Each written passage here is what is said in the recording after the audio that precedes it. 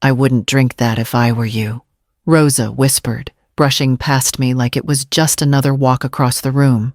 I didn't look at her, just froze, my fingers curled around the stem of the glass Talia had placed gently in my hand moments earlier. The wine was a deep red, too red, and the glass was chilled as if it had been waiting. Talia's smile lingered on her lips, but not in her eyes. To the new year, Mom, she said, sweetly, lifting her own glass with a toast that felt rehearsed.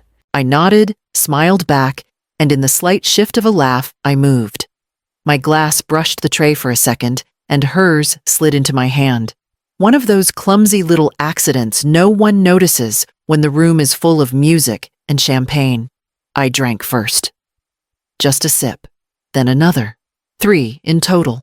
Across the room, Talia raised her glass. I watched her take a slow sip, watched the way her throat moved as she swallowed, and then watched her blink. Just once. Then again. She reached for the edge of the counter.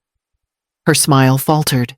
Everett, my son, was laughing with someone from his firm unaware. The lights flickered just slightly as the clock edged closer to midnight. Talia stepped back, pressing a hand against her chest. Her lips parted, but no sound came out. People began to notice.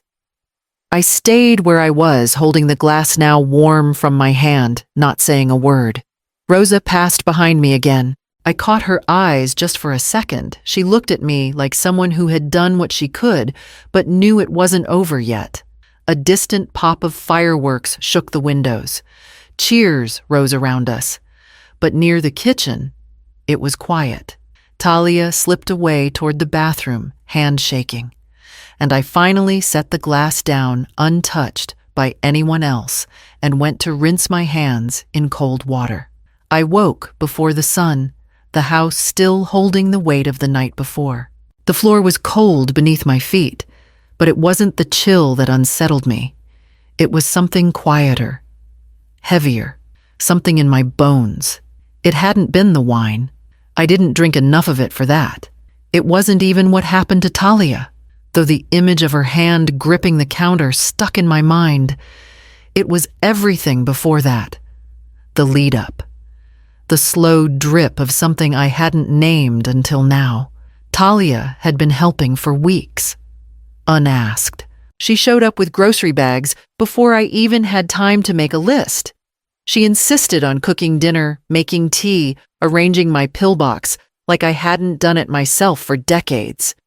She called it love. I called it interruption, but I let her. Last Tuesday, I went to grab my vitamins and noticed they were sorted differently. The labels were still mine, but the days didn't line up the way I'd always done them. And the tea she'd brought, a new blend, said it was good for memory. It tasted fine. A little earthy, but it gave me headaches. Small ones, but sharp. Everett had called me forgetful last week.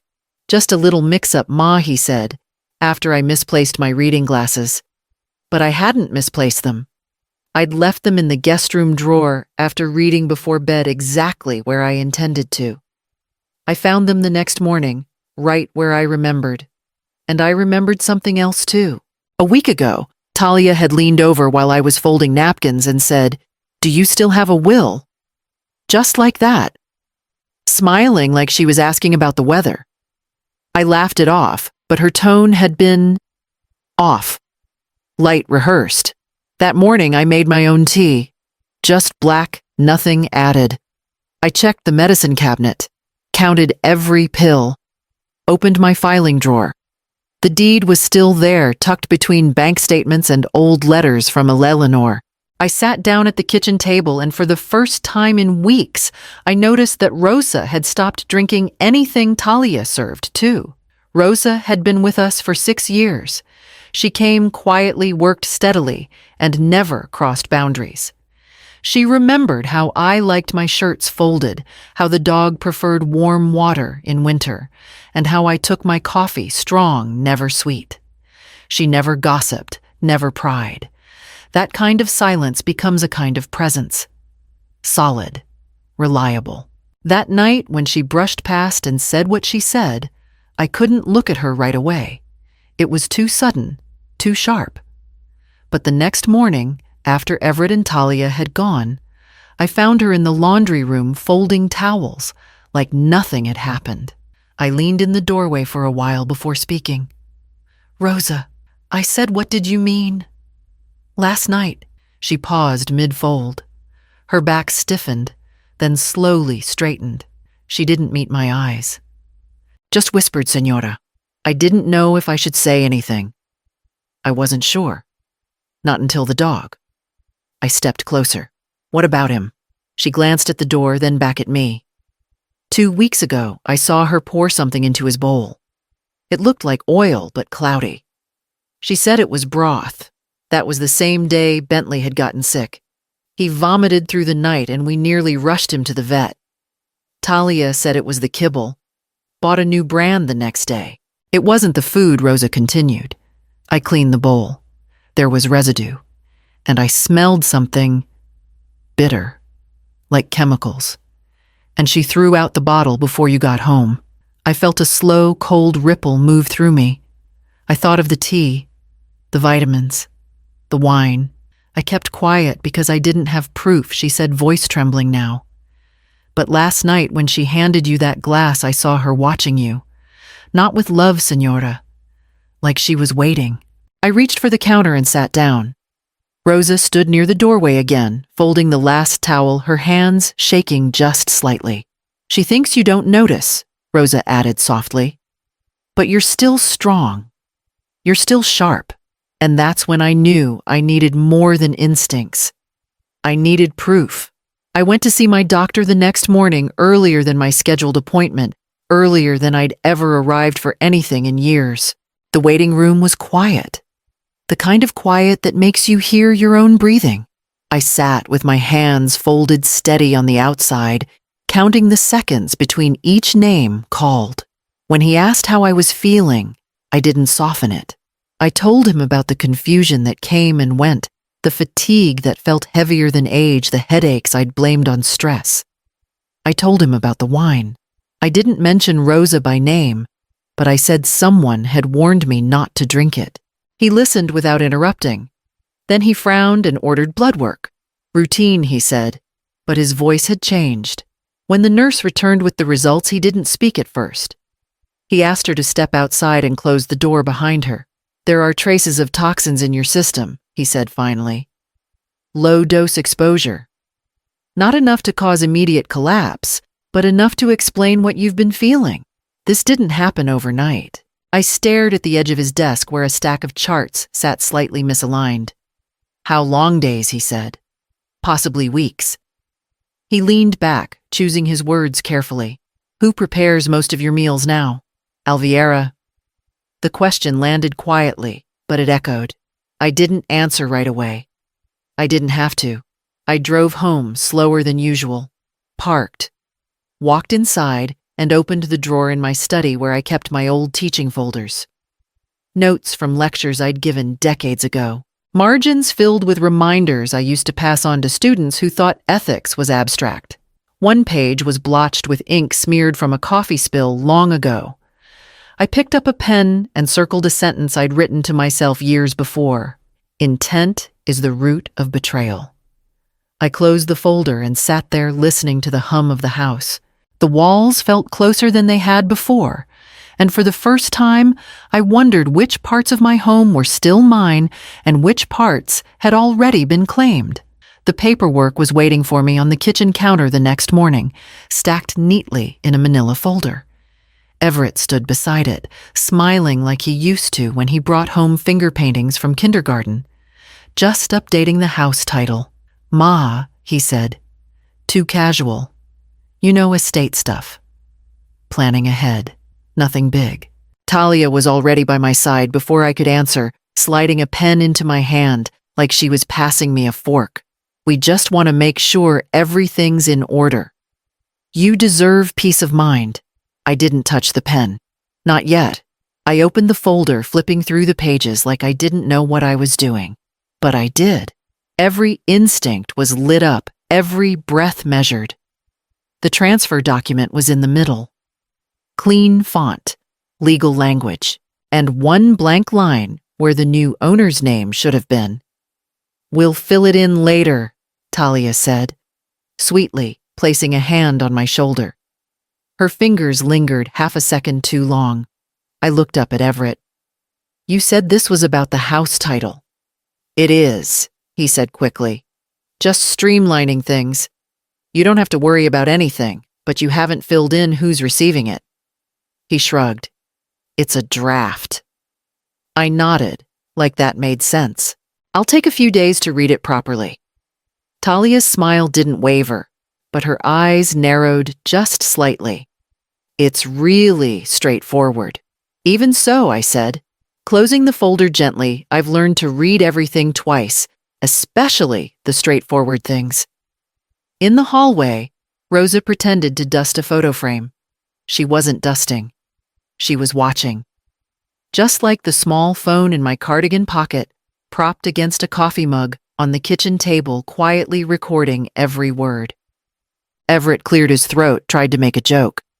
"Guess we raised you to be too smart, huh?" I smiled at him. "That wasn't you, darling. That was me. And that night, I called someone who could tell me exactly what was missing from the paperwork, and who might have written it that way on purpose." Everett had always been clever. Even as a boy, he could charm his way through anything. Report cards, scraped knees, lies about broken windows. I taught him to think deeply, to speak kindly, to question power. But somewhere along the way, he stopped listening. When I told him I wouldn't sign the documents, he stared at me like I'd ruined a surprise party. "It's just property, Mom. You're making it weird," he said, half laughing like the word property was something I'd imagined into meaning. I said nothing. His tone spoke more than any argument ever could. The familiarity in his face was still there, the curve of his brow, the way he scratched behind his ear. When uncomfortable, but the warmth had gone cold. Not sudden, not cruel, just distant, measured. Like I was a detail he'd forgotten to finish filing. I waited until they left. Talia kissed me on the cheek before she walked out. Her lips were dry. Then I made 3 calls. The first was to an attorney I trusted, not Everett's friend, not a referral from anyone in the family. A woman named Helen Tran, whose voice carried calm, like a weapon. I sent her photos of the paperwork. The second was to Dr. Kapoor, the toxicologist the primary care doctor recommended. He said he could rush further tests. He didn't sound surprised when I told him why. The third was to someone I hadn't spoken to in years, Lorraine, an old colleague from my teaching days. She now ran a nonprofit that helped older adults navigate legal traps, coercion, and abuse. When I told her what had happened, she didn't interrupt. She just breathed into the silence with me. "Come in this week," she said. "We'll go over everything." That night, I sat by the fireplace listening to the tick of the old mantel clock Everett had once begged me to keep. He'd said it reminded him of bedtime stories. Now, I looked at it and felt nothing but the ticking. I reached down Pet Bentley gently and knew exactly what I had to ask for next the wine glass. The glass had been rinsed but not scrubbed. I had wrapped it in a linen napkin and tucked it into a shoebox in the pantry the night after the party. I told Rosa not to touch it. She only nodded. I brought it to the lab Dr. Kapoor recommended. He sent it out with a rush order and didn't promise anything. But 4 days later, I had my answer. Arsenic. Low dose, gradual. Not enough to kill in one sitting, but enough to make someone sick, confused, forgetful. Just like I'd been feeling. Just like the symptoms that came and went. And just like what Talia had shown the night she took the wrong glass. The paramedics had called it dehydration. Stress, too much wine and not enough food. But I remembered the way her knees buckled, the sweat on her upper lip, the way Everett didn't seem surprised, only annoyed that she'd ruined the toast. Now I had more than feelings. I had the blood work, the wine results, the attempted deed transfer on video. I had Rosa's written statement dated and signed. I met with a detective who specialized in elder care fraud, a tired-looking man named Delaney who didn't say much at first. Just flipped through the folder page by page until he reached the part about the blank deed line. He tapped it once with his pen. "This isn't a misunderstanding," he said. "This was structured. And it's not the first case I've seen that starts with changed medication and ends with a property transfer." He asked if I felt safe. I told him yes for now. He asked if I had somewhere else to stay. I said no, but that I had a lawyer, a locked safe, and neighbors who didn't sleep through strange noises. Delaney nodded. "Then let's proceed quietly." Before I left, he gave me a small recorder. "Just in case they push harder before we're ready." I slipped it into my purse and walked out into the wind. At home, I found Rosa in the garden, trimming the edges of the rosemary. She looked up and asked, "Did they believe you?" I said, "They believe enough." And then I called Helen again. They were already seated when the knock came. I had offered no warning. I had made no scene. Just told them I'd be a few minutes late returning from the doctor, though I'd arrived home hours earlier. Detective Fallon entered, first followed by 2 officers in plain clothes. Calm, professional, measured. Talia stiffened immediately. Everett stood hands up like it was some kind of joke. "What is this?" he asked, his voice already climbing. "You're arresting us for what being helpful to our own mother." No one answered him right away. Fallon handed me a folder, even though I already knew what it said. The charges weren't dramatic yet. Suspicion of attempted fraud, tampering with medication, potential poisoning pending further investigation. Talia's mouth opened and closed twice before she found words. "She's confused," she stammered. "She's been forgetting things." "She's not well," Ma'am Fallon cut in, voice sharp. "We've reviewed the medical records, the blood work, the video recordings, the receipts, the prescription logs, and we've taken a statement from Rosa, who witnessed multiple attempts to alter or influence your mother-in-law's consumption of food and medication." Rosa stepped forward from the hallway, then her eyes steady, her hands folded. She didn't say anything. She didn't need to. The silence in the room changed. It got heavier. Everett looked at me. Not with fury, but with betrayal, the kind a child gives when their trick doesn't work, and they realize someone was watching the entire time. The cuffs clicked. They were not dragged. They were not yelled at. They walked out quietly. Talia avoiding my gaze. Everett glancing once over his shoulder. When the door closed, I didn't cry. I walked back to the kitchen. Boiled water.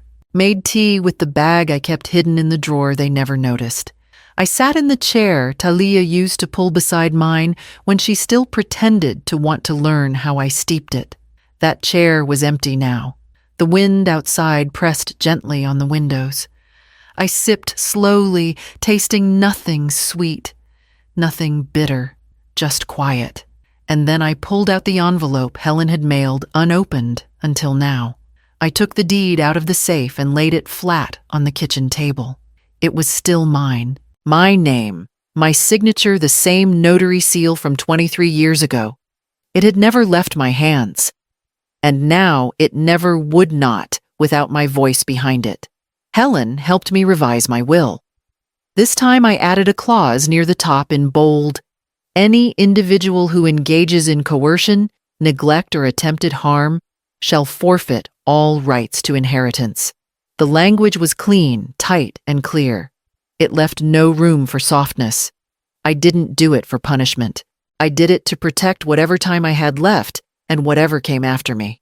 That same week, I wrote a check for $100,000 and delivered it quietly to Lorraine's legal fund for elder protection. She didn't cry. She just gripped my hand hard and said, "We'll put it to good use." Rosa didn't go back to the laundry room. She now worked full-time at the same nonprofit. She had a desk, a badge, and a nameplate. I saw her once on the news, standing behind a podium, translating for a woman with a trembling voice. Rosa's hands didn't tremble anymore. Bentley ran across the yard that morning with a piece of an old shoe in his mouth. His coat had grown thick again. He barked at birds, chased butterflies, and waited by the pantry every afternoon for his biscuit. He still flopped into the same corner cushion Talia used to complain about. I never moved it. The kitchen was quiet, but it was mine. I reorganized the spices, threw out every loose tea leaf I hadn't bought myself, and lined the pantry with glass jars I labeled in bold black marker. My handwriting, my system, no one else's. I made cinnamon bread that night, the way my sister Eleanor taught me long before Everett was born. I wrapped the second loaf for Rosa, left it on the front bench with a note. Then I sat in the armchair by the window, folded the deed back into its folder, and reached for the last thing I hadn't opened yet, Talia's letter. 1 year later, the house glowed differently. The windows flickered with soft candlelight. The air smelled of roast chicken garlic and something sweeter rising from the oven, warm bread dusted with cracked pepper and a hint of nutmeg. Rosa stood at the entryway, adjusting the last of the table settings. Her posture was easy now. Confident, she smiled when she caught my glance, then lit the final candle in the centerpiece. No one rushed. No one raised their voice. No one watched their glass. There were 5 of us. All women, all over 60. Each had a different story, but the same look in their eyes, the one you get when you've been believed too late or doubted too early. One had lost her pension to a nephew. One had been tricked into refinancing her house. One had just come through her own legal fight. All of us in our own ways had been told to be quiet. We weren't quiet tonight. There was no wine. Just steeped tea, earthy, honest, strong. Rosa poured from a clay teapot I bought at a winter market the week before. I'd chosen it because of the crack down its side. The vendor had smiled and said, "It still holds heat." We passed dishes, shared second helpings, laughed at memories that didn't hurt anymore. When everyone had a full cup, I stood. I didn't prepare a speech. I just raised my tea and said, "To those who watch, who warn, who whisper when it matters." They raised theirs in return. The sound of teacups touching filled the room, soft, steady, grounded. No one talked about the trials or the hospitals or the documents with blank lines. But we all felt it, the way you feel a bruise long after it's healed. When they left, Rosa helped gather the plates, and I packed each woman a slice of the bread to take home. Later, alone, I stepped onto the porch. The wind was sharp, but not cruel. In the distance, a firework bloomed and faded. I smiled, breathed it in, and closed the door behind me. Inside, the clock ticked toward midnight, and the house, my house, stayed warm.